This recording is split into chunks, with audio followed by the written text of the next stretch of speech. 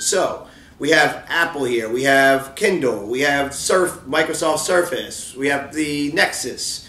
So we're going to just kind of run through this really quickly for you in case you just want to get like a quick glimpse of Mario. What should we get? Shy, for who, and why? Yeah. Let's go with the Mini first. All right. These are quick points on the Mini. Yours? iPad Mini, it's the newest Apple device, so that's always kind of exciting, especially coming out right before the holidays. It's the cheapest iPad by far at $329. $329. It's super portable. Very lightweight. But it's every inch the iPad. I mean, all 250,000, 300,000 iPad apps run on this thing, and those are tablet apps. Those are not like phone apps that are blown up to tablet size. And that's the huge advantage of the iPad ecosystem, is that you get... So, yeah, you get all of that. You get the best apps. You get the best apps. I mean, so the bottom line is $329 for the 16 gig version. It has cameras on both sides. This is perfect for student that wants to do like research, read books, stuff like that. Also watch movies, but this could be like a great companion to like a business person. Yeah, I mean, I think if you've already got like a laptop that's portable. Yep, and you like your laptop. Yeah, and you like your laptop. But you don't want to carry that and like a 10-inch tablet. Like, this is perfect because it weighs almost nothing. I mean, it goes everywhere, and it's every inch an iPad. Yep. Easy to drop into a purse. It's great. Oh, and accessibility features. I love Apple's accessibility features. It makes it easy for the screen to get super big, or the text to get big, or if you want the screen to actually be read to you for those that may need that. It's just all around well done iPad inside. And in a lot of ways, I got to say, I think the iPad Mini is the best Mini if you're looking at mostly just like watching movies, reading books, playing apps, playing games, just because it's so portable. Yeah. It can do everything. But the reason you might want to step it up to, say, one of the full-size iPads, like I've got the iPad 2, Mario's got the Retina iPad. Yeah, the brand new one. Is that the additional screen space that you get with the full-size iPad really allows you to do a few things that you can't do as easily on the Mini. The Mini is much smaller. Yeah. It's not so small that it's necessarily a problem. I mean, I feel like you can do almost anything on the Mini, but if you want to work with documents, if you want to, I don't know, I draw on my iPad all the time.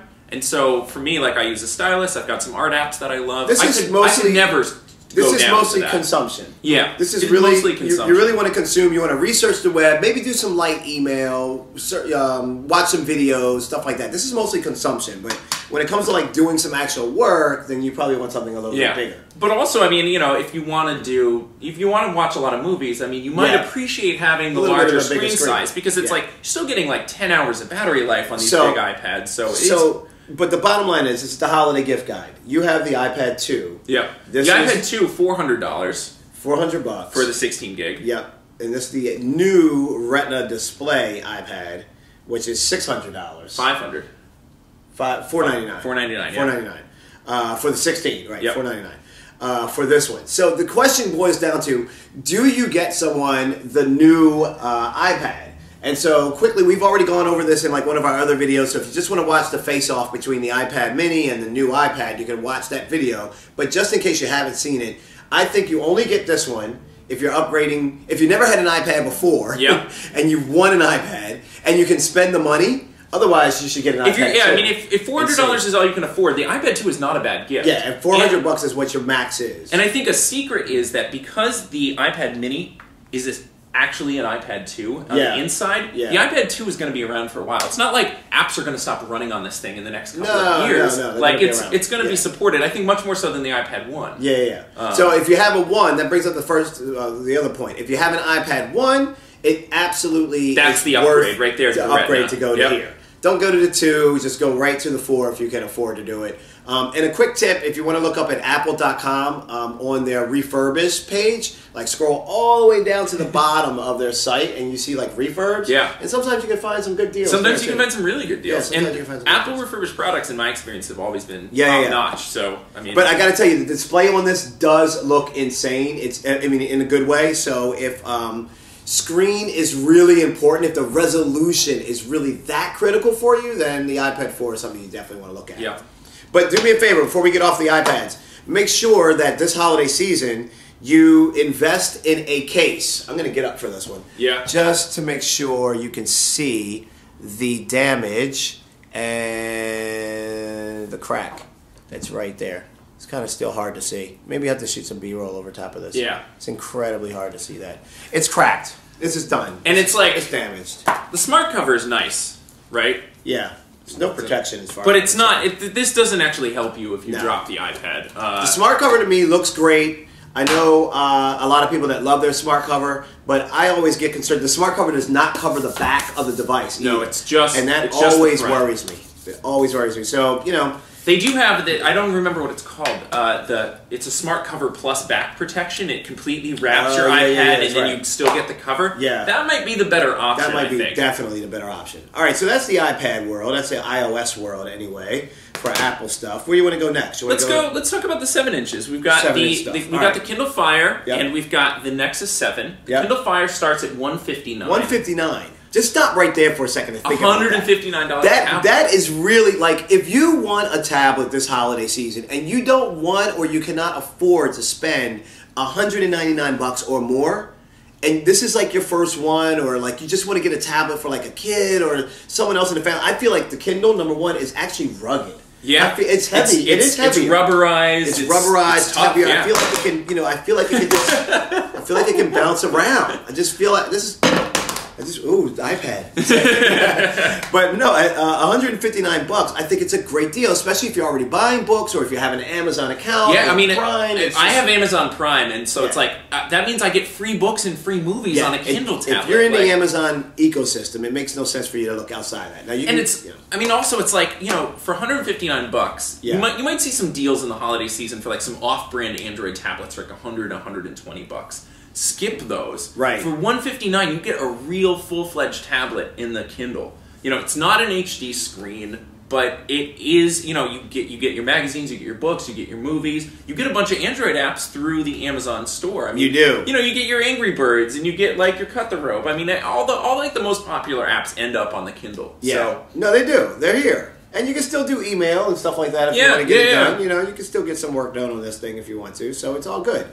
And at $159, you can't beat that price. Okay, but at $199, if you're in the Google ecosystem, this is the device. Because if you want to do Gmail, your calendar, Google Drive to work with your documents, Google Play to pull in all your music, the Google App Store for, you know, all the Android apps. Yeah, like if you already have like an Android phone too, and you're already like downloading apps and stuff like that, and you want to be able to use those same apps on your tablet device, it just makes more sense. I mean, it's so cool because the second I signed into this thing with my account, I've already got all my content. It's already just it's like here it is. It's like, don't you? Here's some magazines that you have. Here's a book that you own. Like it's really cool. It's really cool, and it feels great. It's a really sturdy design. I like how the Nexus feels. Yeah, this is actually one of my favorite tablets. Just the rubber on the back, the lightweight. I mean, it's super easy to throw into something. I would agree. And go. I would agree. So Nexus 7 definitely gets good reviews. Great reviews from us. What do you want to? Oh, the 10-inch. I mean, you know, we're talking about the Nexus. A lot of the reasons you might want to get the 7-inch, you might feel more strongly about the 10-inch. The Nexus 10 starts at $399 for 16 gigs. Yeah, so it's still pretty much less than, you know, most of the other 16 gig tablets. That's actually the same price as your iPad 2. Right. The difference is you get stereo speakers. Right. You get a Retina resolution screen on this thing. The screen is sick. It's sick. I mean, whether you're playing games, games look incredible on this thing. Yeah. Movies look super good. You're looking at your kids' photos and you want to see them as crisp as possible. It feels good. I don't think it feels quite as nice as the 7 does. It's not quite the same. Like, no, the texture is It feels different. a little bit more like a generic tablet. It but does. I think it's like the focus is on the super high resolution screen with this thing. It does. And I mean, there's a reason it costs $400 compared to a $500 for a Retina iPad. I mean, you're definitely getting $100 less of product. Still feels sturdy. I'm like, Gorilla Glass? Stop. Is it Gorilla It must Glass? be Gorilla Glass. It's got to be Gorilla Glass. I can't remember. Yeah. Yeah. Okay, so that's a good... but for the holidays, it's a great 10-inch. I mean, again, if you're in the Google ecosystem... And I think especially if you're shopping for like a college student, they're probably already doing their Gmail and their Google Calendar. They may already be using Google Drive. Yeah. I mean, I think that I have all my stuff in Google, and it's like super easy to get up and running. So let's break it down because we do have the Surface here. Yeah. But real quick, just between the iPad, the Kindle, and the Nexus devices, if a parent is like getting pressure from a kid, like, I want the iPad tablet, but the parents like, I don't have $329 or $499 to spend on that. What are we saying is a cool factor item that still makes the parents cool, but like still gives the kid something they can use and be proud of, like carrying around and using. I think I like the Nexus 7 at $199. I would go for that too. It's Android is a really good ecosystem. You get Jelly Bean on this thing. You don't, right. That's the latest operating system for Android. One important thing to understand about the Kindle is you get stuck inside Kindle land. Which is like great, but it's Kindle not. Land, I like but that. It's like you have like the carousel where you can switch between your apps. You don't have you can't customize your home screen. You can't add widgets. You don't have the same flexibility and functionality. No, this gives them much more flexibility, much more functionality. They're probably already kind of techie themselves, so they'll be able to navigate it a lot easier and do what they want to do with it. And it's a cool brand, so they can they'll connect with the Nexus 7. But I still gotta say, you'll get cool points as a parent if you bring home a Nexus 7 for your kids. But if you have the money, the iPad is the best tablet on the market. I don't really feel like there's too much. It's still. I think the competition has gotten a lot better. A year ago, we weren't having last Christmas or last holiday. There was only an iPad. I mean, it was an iPad and some crappy. Well, there was a bunch of crap that was out there. No, and I remember too, and it was expensive crap compared to for what you can get for $299 or $159 this year. You couldn't buy tech this good at any price last year. Absolutely not. So the newest entry into the marketplace is probably this guy, the Surface. Microsoft Surface, running Windows 8. My favorite thing about Surface, I'm sorry, I just got to do this real quick. I just love that part. The tiles, smart tiles.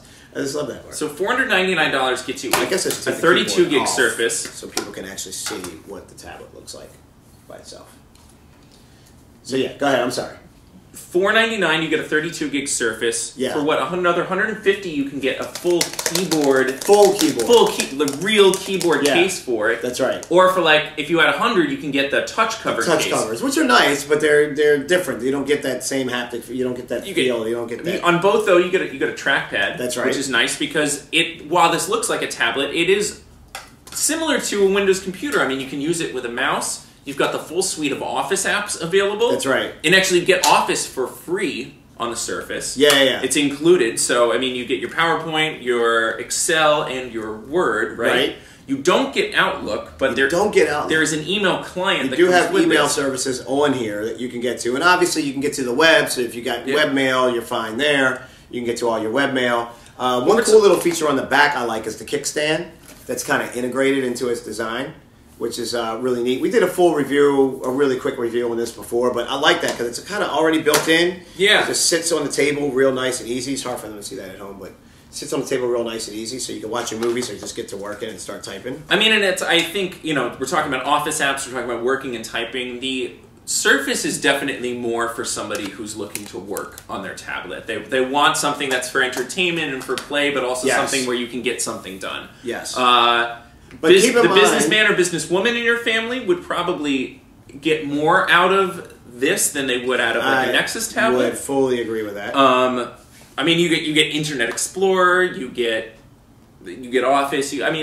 It's definitely a bit more going on there. Yeah, but one thing that you have to keep in mind too is that it's hard. You can't run any older applications. Yeah, no, it's not a Windows computer. No, it's not, and you're not going to be able to run legacy apps or older apps that you have on here. So I think there's 3,000 or so apps in the app. It's more like they're tablet apps. I mean, you're going to get Evernote to sync your notes and sync your photos. I mean, you're you're going to get some of the more popular games I think you noticed that Angry Birds Star Wars is on there, Epicurious and Yelp are on there. I mean, bigger name apps are already on the Windows Store. Going to be on here. But you're not getting the innovative apps that you're seeing on the iPad. You're not yet, right? So it's not yet. So it's because the developers have to start making more and more apps, and Microsoft is trying to really push to get that to happen. They'll catch up. They'll get there. I mean, I'm in the store now, and there's a lot of choice. There are a lot of apps. I don't want you to get the feeling that there isn't a lot of choice. It's just there's a difference when you're talking 250,000 and you're talking 3,000. Yeah, I mean, it's important to keep in mind that the Surface is brand new. It's still kind of experimental.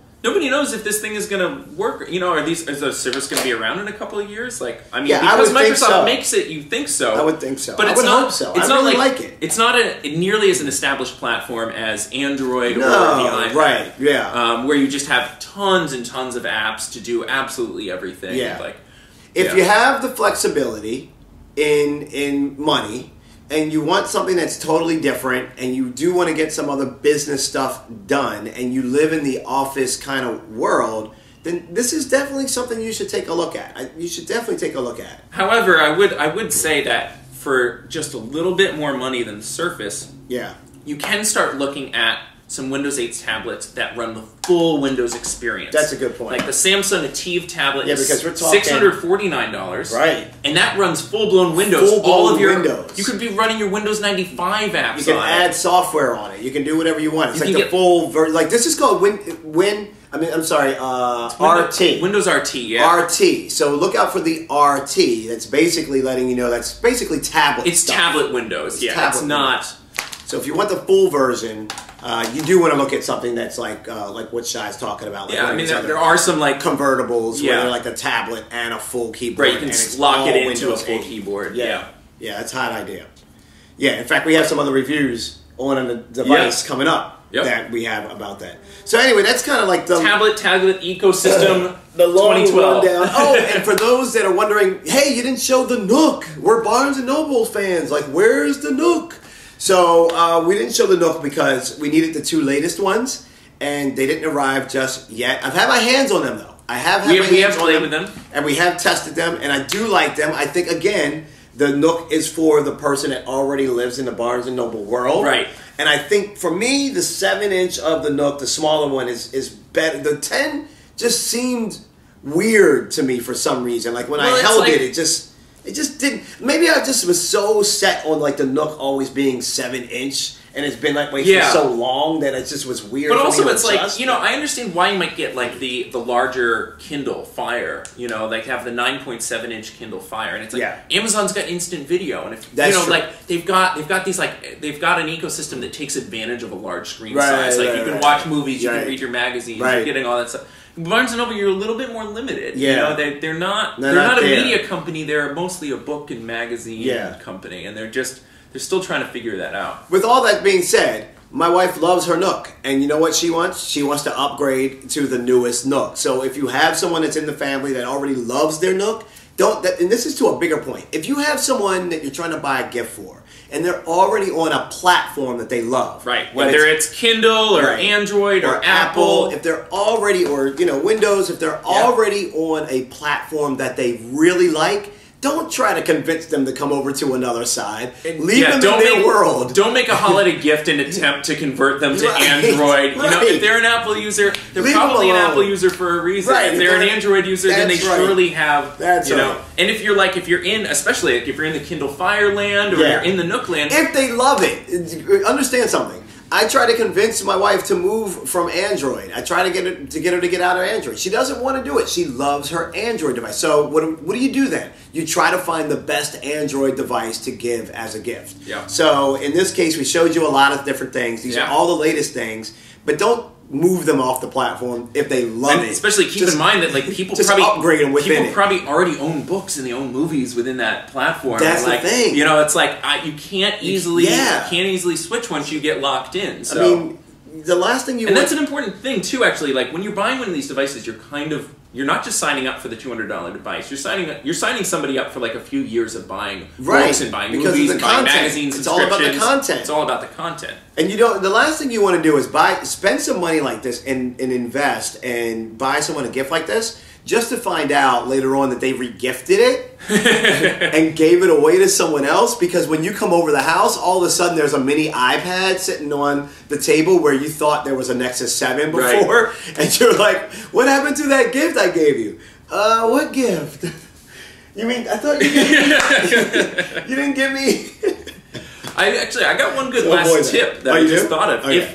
If you're buying somebody a tablet for the holidays, and like your other relatives in the family or whatever are looking for gift ideas, if you're buying like a tablet for your daughter, and grandpa's like, what should I get her?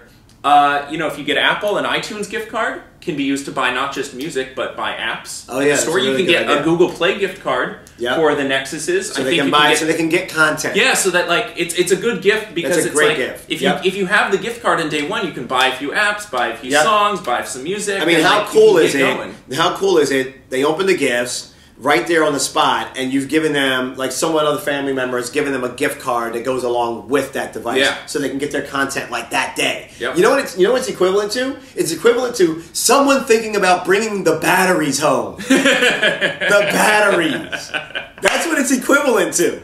The daggone batteries. Because everyone's got the one moment where like no battery existed, and you couldn't get do the remote anything. control car, but nobody bought C and you batteries. were sitting around for the day because you had to wait till tomorrow to try to find batteries. So that's what it's equivalent to. I hope this helps you guys out. We have a full tablet buying guide on the website. Lots of discounts too, so beware of that. Oh, and please, the tablets that you heard us talk about here, they're the only ones that we would recommend. Yeah. Like, if you hear about deals on anything else, please don't buy other tablets. A company that we haven't heard of, that we didn't discuss. Something that's like oink, yo, ya, whatever. I mean, I'm not trying to like make, I'm just making up sounds and names. I'm not trying to like, I'm not talking about a group. I'm just saying like that's the stuff. Like they'll put like I don't know, like CLBYOZ. It'll just be like weird stuff that you've never heard of before. And you might get excited because it's it looks like some crazy low price. You'll be like, oh, a tablet computer for $89? That's not a tablet. I've never heard of you, man.